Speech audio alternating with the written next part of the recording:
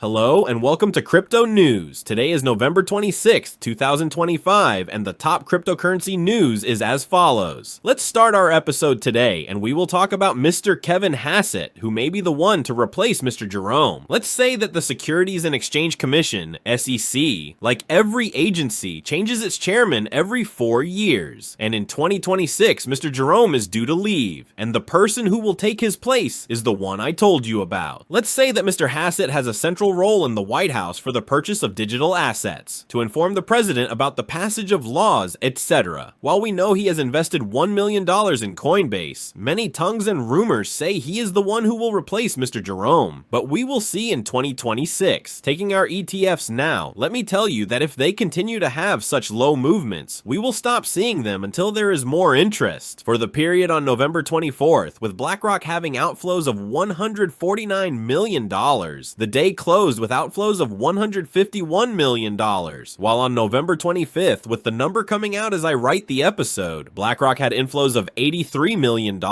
with the day closing with inflows of $128 million. For Ethereum ETFs on November 24th, we closed with a total inflow of $96 million because BlackRock wanted it, as you can see, while on November 25th, we closed with a total inflow of $78 million into Ethereum ETFs. For the rest of the ETFs in our market, let me tell you that the Dogecoin ETFs have come out and have inflows of $1.8 million, which is very low numbers.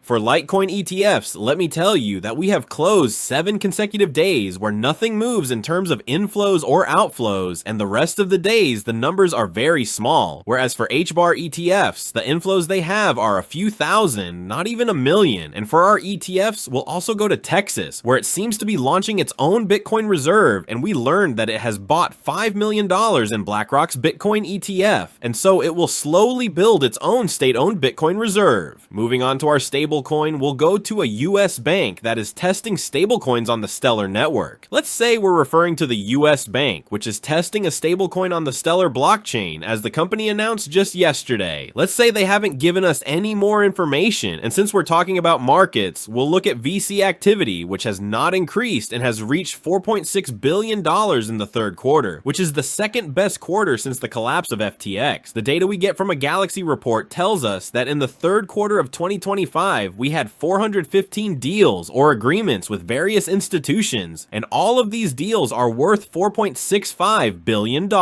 So, institutions are on the blockchain right now. Moving on to our cryptocurrencies, we'll look at PAMFAN, which, as I told you in the previous episode, cashed out. However, its founder denies these allegations, saying that first of all, they never had a direct partnership with Circle, and that the money moving through the blockchain is essentially movements through the PAMFAN fund management, and in no case have they withdrawn money through the blockchain. Moving on, we'll now move on to Monad, which is a blockchain that just launched on Monday and has already seen a 77% increase in its value. Let me tell you that this is the only good news we have for this coin, namely its price, as it has many other problems. We'll start with the basics, namely that this coin and this blockchain have been hit by fake token transfers. Let's say malicious users started forging token transfers on Monad less than 2 days after the network and the MON token officially went live on Monday. This was told to us by the coin's own CTO, who warns about fake ERC20 transfers that try to pretend that these transfers come from his own wallet, so pay close attention to the transactions you see on this blockchain. Furthermore, this blockchain is probably not very stable, as there is one person who received an airdrop of $112,000 in this coin and managed to spend it all on gas fees and failed transactions. As you can see from the Blockchain Explorer, almost all of his transactions are failed, and as they say, he burned almost all of his money on failed transactions. Moving on, now we're going to quantum computing, where we have another company in another country getting into the game. And this time we're going to Saudi Arabia, which is slowly getting into the quantum computing game with Saudi Aramco, which is a company that's focused on quantum computers and has managed to build their first one, which has reached 200 qubits.